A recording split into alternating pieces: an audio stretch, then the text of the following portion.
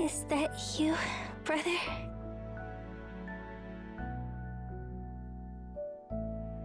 You seem happy. Did something good happen?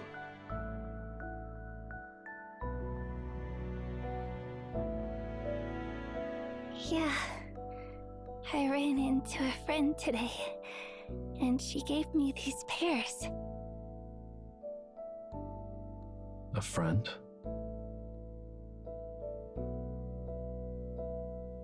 Yeah. It's the girl I've been telling you about. Turns out she's living here in Sanglian City too. Can you believe it? I never thought I'd get a chance to see her again. If it weren't for her taking care of me back then, I wouldn't have made it to see you again, brother. I've always wanted to properly thank her. So, did you thank her properly this time? Yeah. We had a long chat. She's doing great now. And she told me she's got an awesome job. I believe her because she had this warm glow in her eyes. She must have found herself a fantastic place. But she seemed busy with something important and had to leave. I wish I could have spent more time with her and introduced her to you. Don't worry. We'll meet her again someday. You know what, brother? I used to think the world was huge, and there were so many things I hadn't experienced. But suddenly, it feels like the world is small, and the things I let slip away will somehow find their way back to me.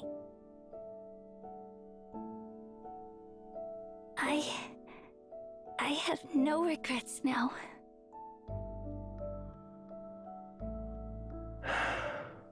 How do you like the pear?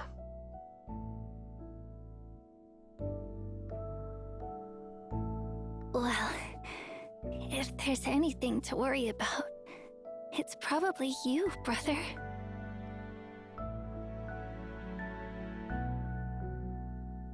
You've been following Master. Is everything going well?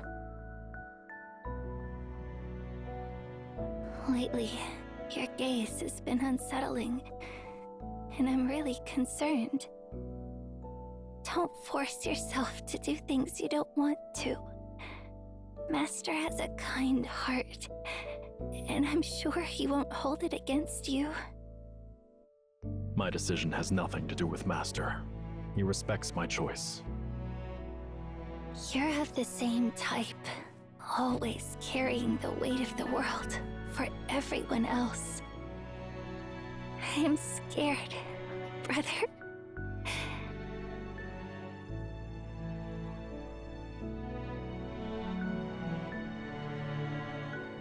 Brother.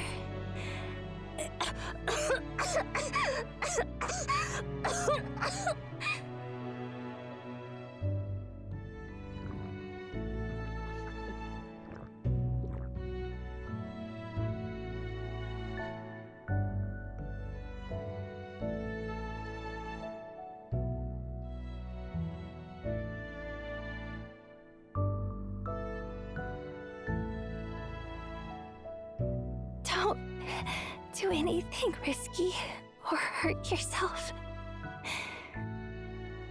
Just seeing you again makes me so happy. Promise me you'll take care of yourself. Promise me. All right. I promise you.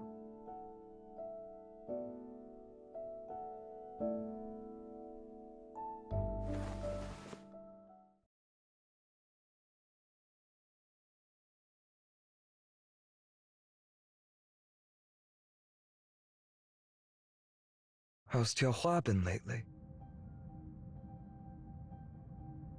Not looking good. 我，Master 还在跟我说话。 What? 我， Despite all the treatment over the years, her condition hasn't improved even a bit.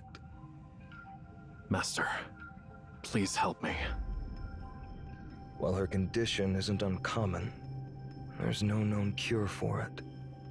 Not even I can change her fate.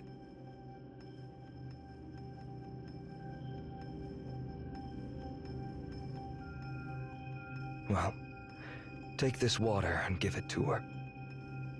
Thank you, Master. Is there anything else? Yes, there's something else I need to report to you, Master.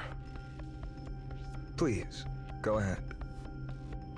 As you predicted, the survivors from Emeon have arrived in Xi'an, including their leader and a young woman. I seek your guidance on how to deal with them. So, those pieces are still in play. Nemesis didn't get their job done, it seems. To think that Magnifico made such a magnificent promise. Well, there's no use in complaining now. I hold no animosity towards Emeon. In fact, I have a certain fondness for them. After all, I am a scholar myself, and was once devoted to the pursuit of knowledge. However, those pieces belong neither to us nor to Weisha.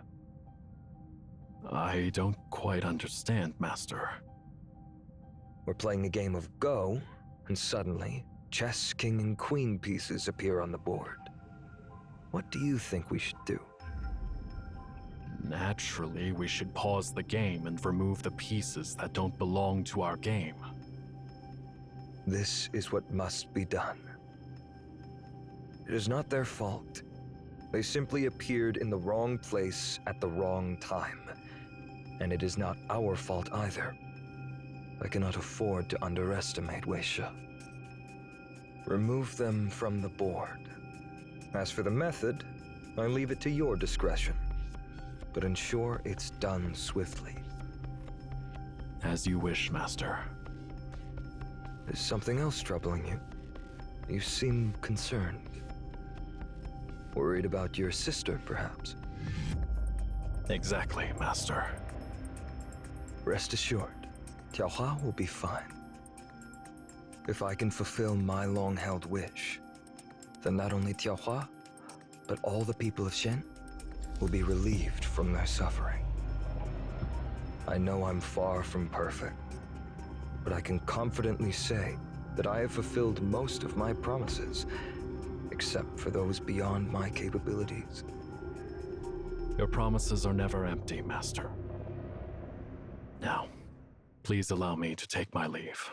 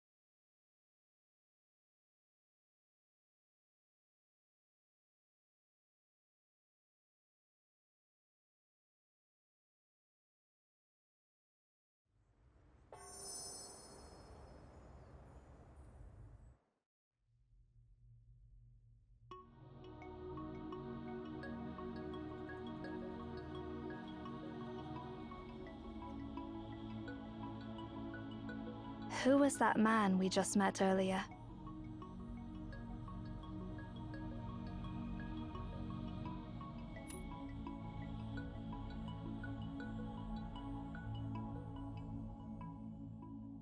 I see.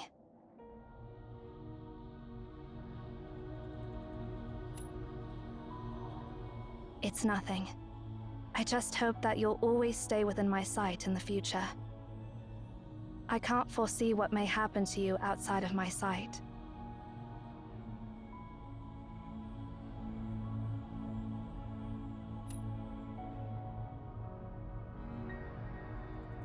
Let's go back before it gets dark.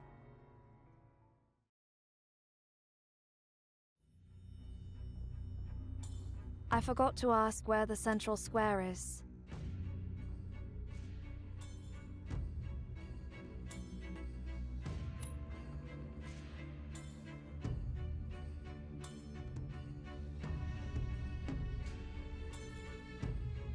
Let's start by updating her on her father's condition.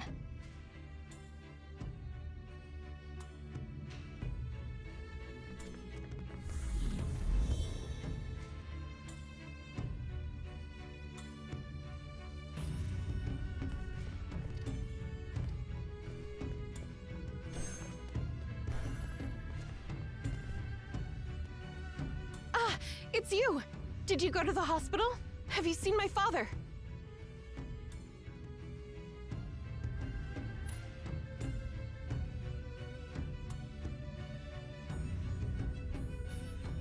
Really? It's good to know he's safe.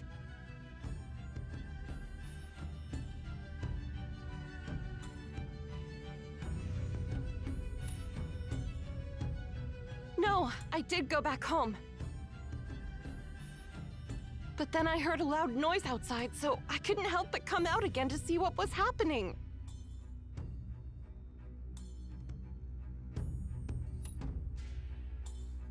It sounded like the howling of a wild beast.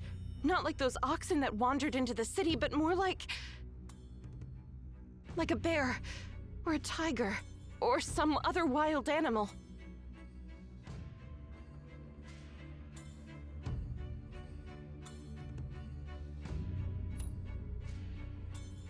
I'm heading home now. Please wait a moment. Where is the central square? Huh? Weren't you sent by the government? How come you don't know that?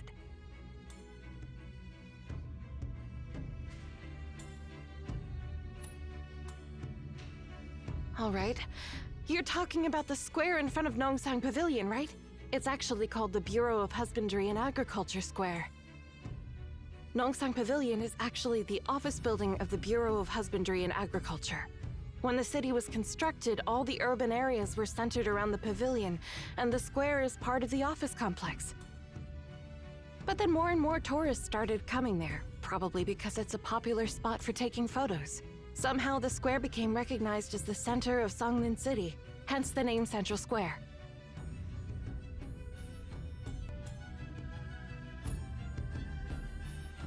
Oh, you're wondering why the urban areas were centered around the bureau?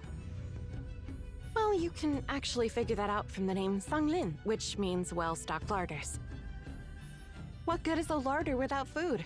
So, naturally, the top priority here is the development of agriculture, forestry, livestock, and fisheries.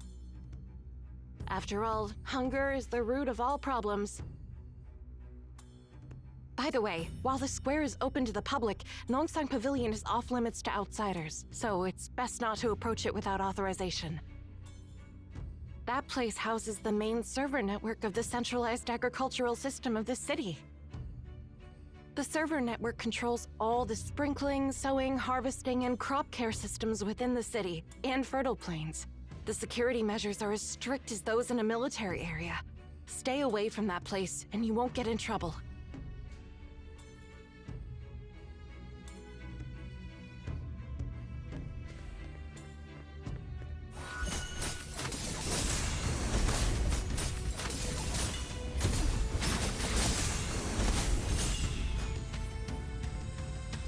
Weird. The stumps were intact when we passed by earlier. The fog is getting thicker. Stay close. Don't get separated.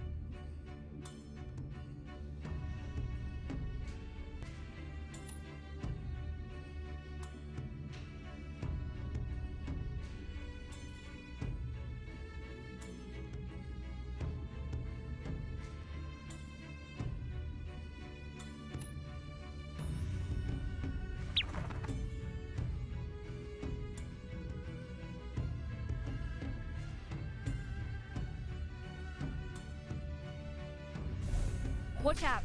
Stay behind me!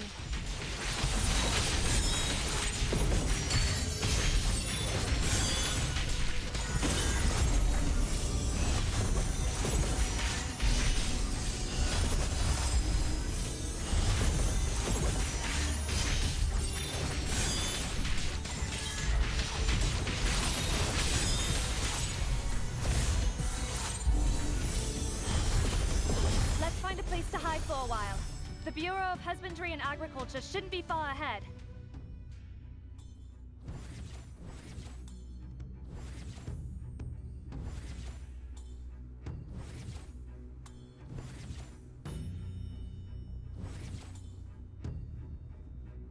Huh? Is that statue?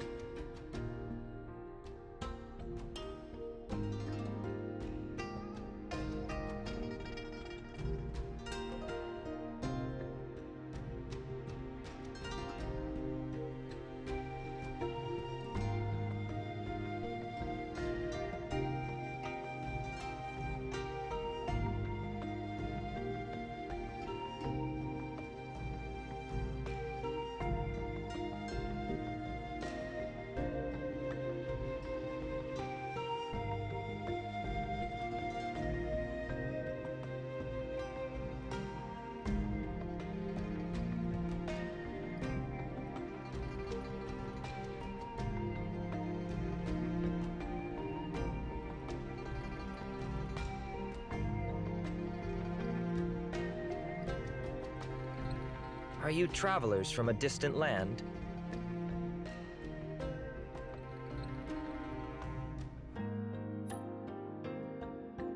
As I thought. The young lady over there is recognizable by her clothes.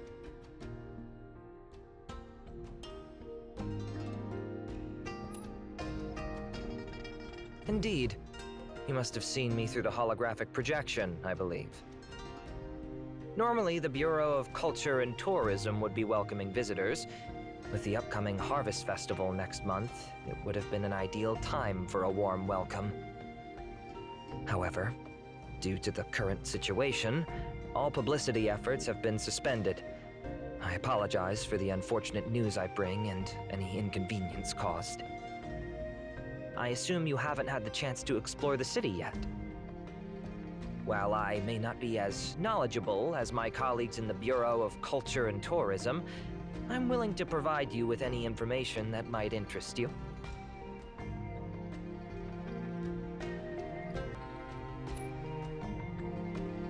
Oh, please, go ahead.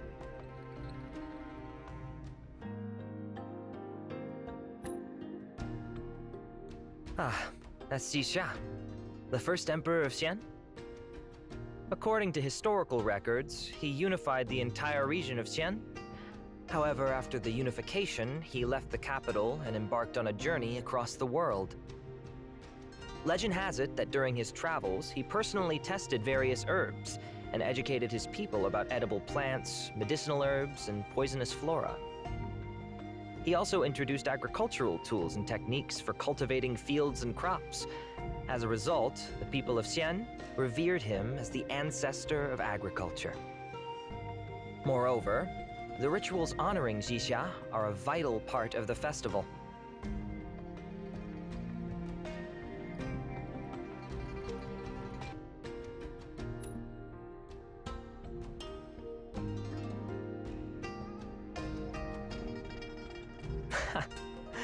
But that all happened thousands of years ago. Who can say for sure if the historical records are accurate or not? Perhaps he was simply an irresponsible conqueror who grew tired of ruling and decided to disappear for a while. Maybe the notion of him traveling the world was just an excuse to escape. As for all those achievements attributed to him, It's likely the result of later generations crediting him for the accomplishments of others. If Jisha were to know that he has become such a revered figure after thousands of years, he might burst into laughter.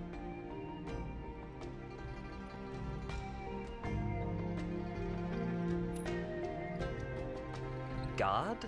No, that's far from the truth. The beliefs in Shen differ significantly from those in Japheth, Cyril, Obed, or any other civilization in the world. While other civilizations engage in rituals for the afterlife, we focus on our present life. While other civilizations worship ethereal gods, we venerate our ancestors. If there's anything truly noteworthy about Jisha, it is that he established what later became known as the nation. The distinction between the ancestor of agriculture and the god of agriculture is profound. The difference between a god providing a bountiful harvest and a mortal cultivating the land is substantial. Humans have their fate in their own hands. So if one has to pay homage to someone, why don't they revere themselves? And if one seeks guidance from someone, why don't they look within themselves? In other civilizations, concepts like the end of the world, the last judgment, or something similar exist, with gods positioned at the culmination of everything.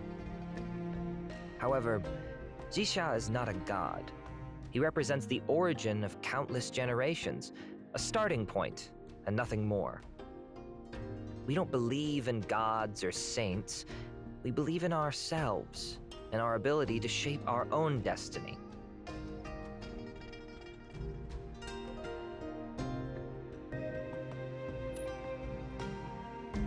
But to be honest, I wish Jisha could wield some divine power and resolve the problem immediately.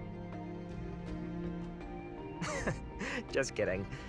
It's up to us to tackle the challenges ourselves. By the way, do you know that the Harvest Festival will be held earlier?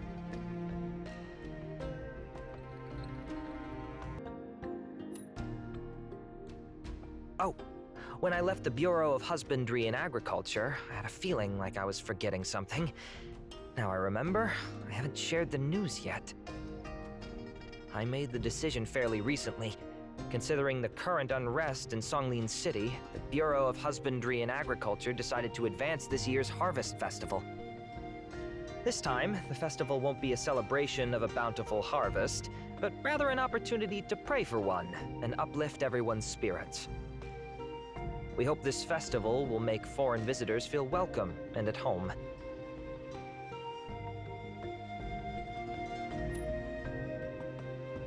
That would be fantastic. I've been to Obed before. Well, that was quite some time ago. People there were so kind to me, and I've always wanted to repay their hospitality. And now, meeting you here feels like that line from the poet. A familiar visage in unfamiliar space, a long-awaited rain amidst drought's embrace. Well, not entirely accurate, since Xian isn't exactly unfamiliar to me. Anyway, I genuinely hope that Xian will leave you with unforgettable memories, just as Obed left a lasting impression on me.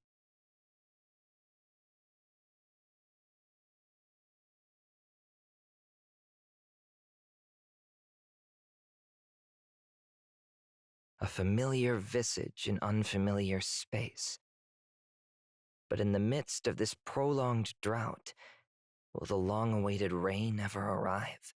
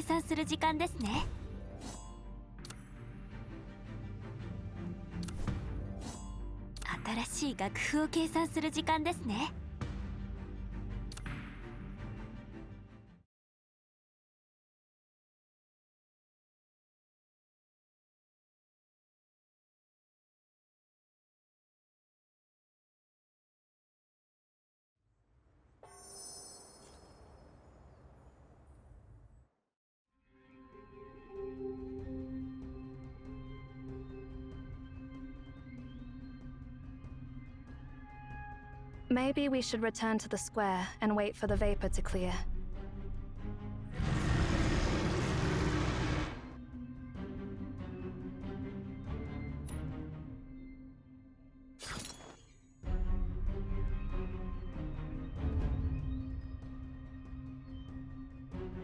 Everything is okay here. It's just lately we've started hearing strange noises in the middle of the night. What kind of noises? Oxen mooing, birds chirping. I think I even heard a bear roaring last night. It sounded like the howling of a wild beast. Not like those oxen that wandered into the city, but more like a bear, or a tiger, or some other wild animal.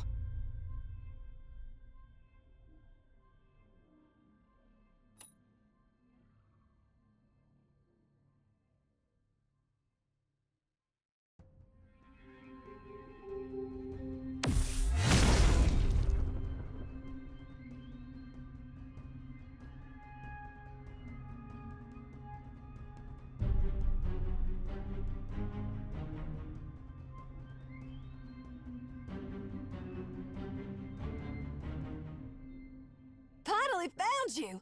I can't believe you ended up here and got yourself into such trouble!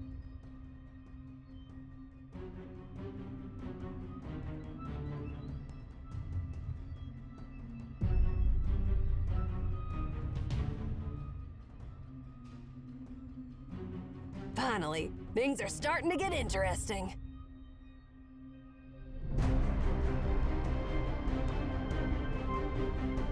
Let the fight begin!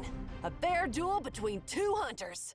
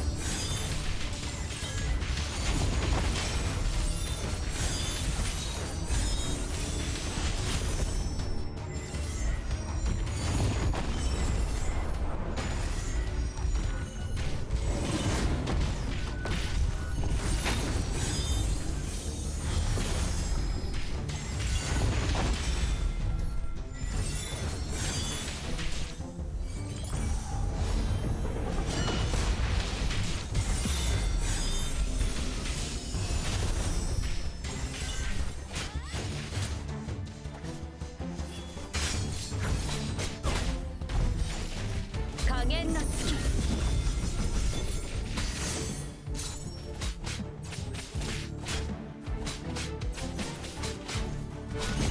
海の月を救ってみせて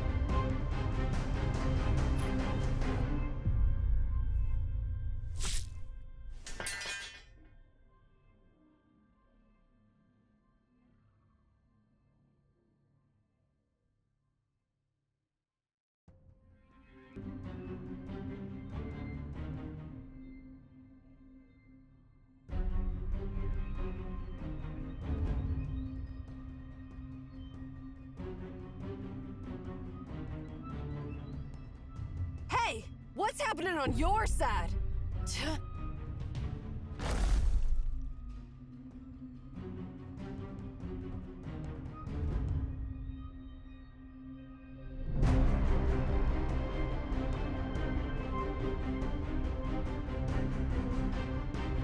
Show yourself.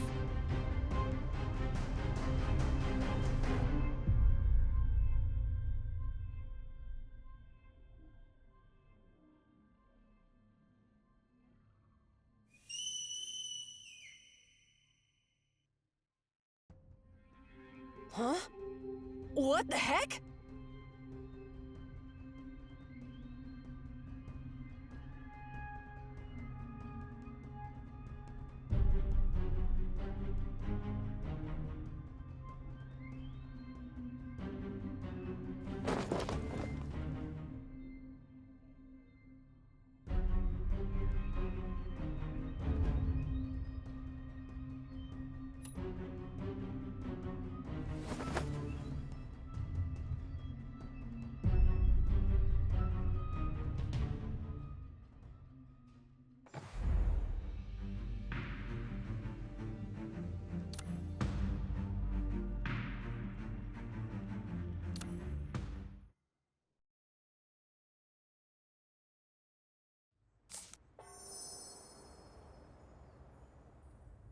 Report is over.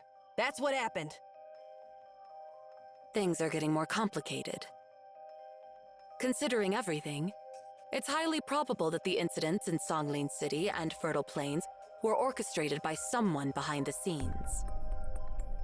And most likely, The culprit now sees you as an unexpected threat that must be eliminated.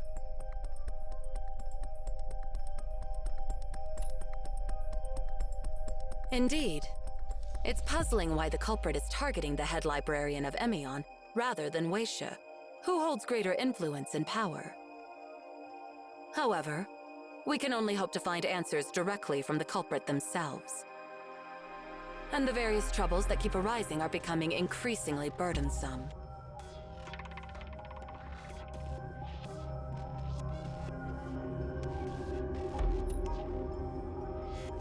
The Bureau of Husbandry and Agriculture has unexpectedly proposed advancing the Harvest Festival to appease the populace. While I understand their reasoning, it's not wise to hold the festival at a time like this, particularly with the escalating influence of the anomaly. However, given the growing unrest among the people, advancing the festival may alleviate the situation. Therefore, we have submitted the proposal to hold the Harvest Festival earlier today. You don't seem surprised at all.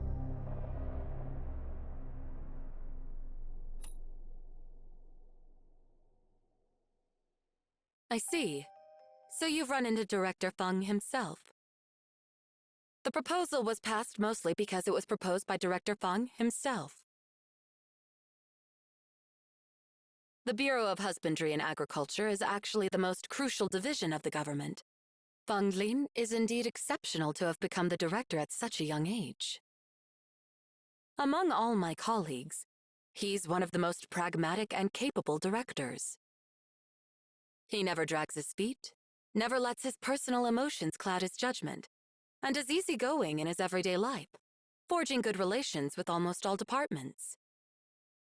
While he's principled in important matters, he has never offended anyone because of insisting on his own views.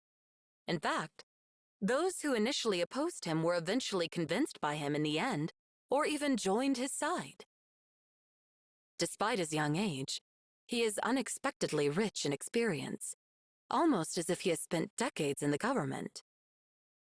Moreover, he is well versed with the actual production. As far as I can remember, he's never made any mistakes due to impractical ideas. Since it is he who made this proposal, I don't think anything will go awry. You seem to have something else to ask, perhaps?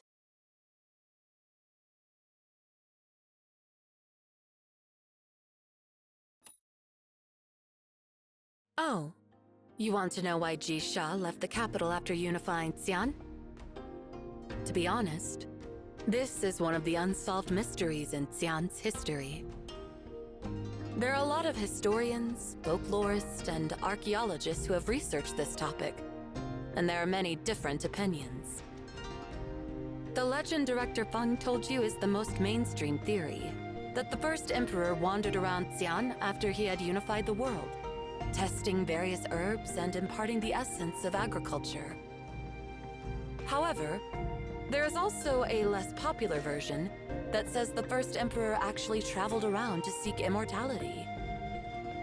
According to some unofficial records, the first emperor left the capital because he wanted to continue his rule for eternity. The so-called testing various herbs was just a byproduct of his search for the elixir of immortality. As for imparting the essence of agriculture, it was because by teaching the people to farm, he no longer needed to search for food himself, but would accept the people's offerings wherever he went.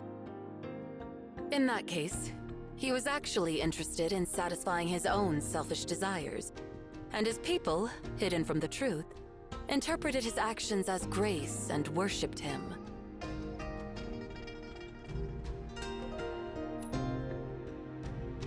No need to be surprised.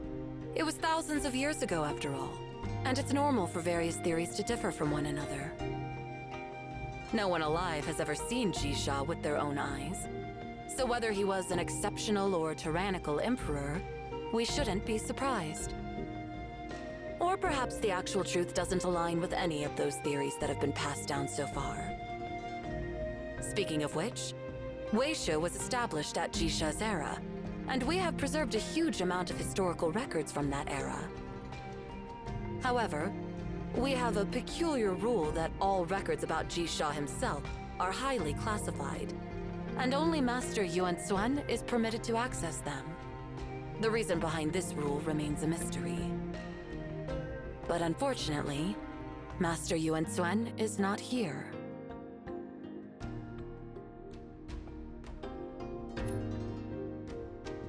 Master Yuan Xuan went to Tsingyu City before you arrived in Songlin City.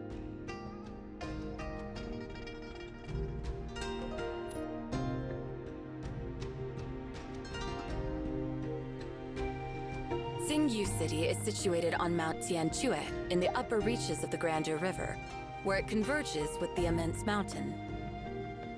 Actually, Tsingyu City is the origin of this anomaly, and Songlin City is only affected because it's located downstream along the Grandeur River. Coincidentally, Tsingyu City is also the place where the first emperor established the first capital of Xi'an. It served as the cradle of Xi'an's civilization. Countless bronze artifacts have been unearthed there, most of which are rare treasures of exquisite craftsmanship. Many of those artifacts are so remarkable that it's hard to imagine they were created thousands of years ago.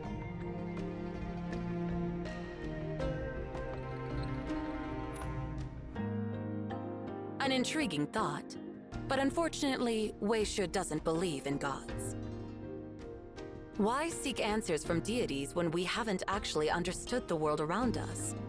One day, humans will be able to understand the world on their own.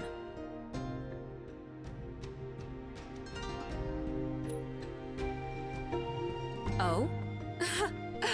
That's hardly surprising.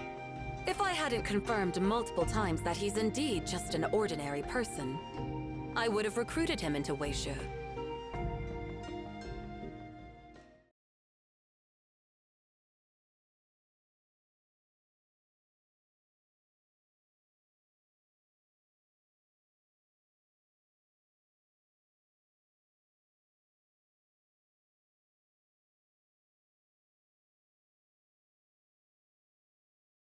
Bronze. Immortality. Eternal life. Xixia.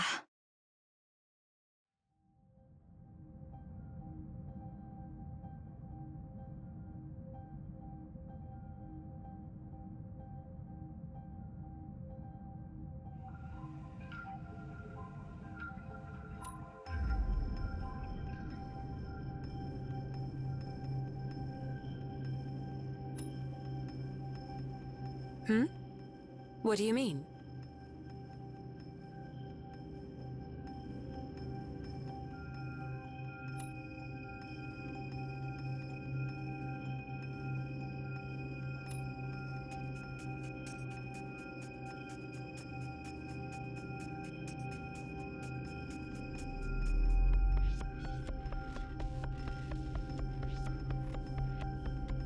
However, ever since the Cerulean Blight spread, funeral parlors haven't received a single corpse. Not a single one. Not only that, our obstetrics and gynecology department hasn't welcomed a single newborn since then. It's as if the cycle of life and death here has been put on pause. However, there is also a less popular version that says the first emperor actually traveled around to seek immortality. The so-called testing various herbs was just a byproduct of his search for the elixir of immortality.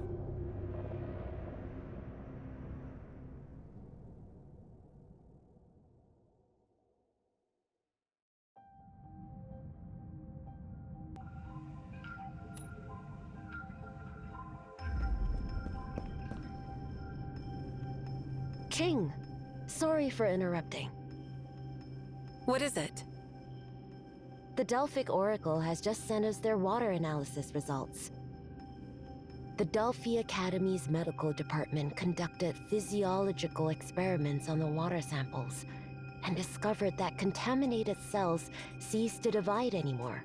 Moreover, their original carbon-based structure rapidly transformed into an unknown compound.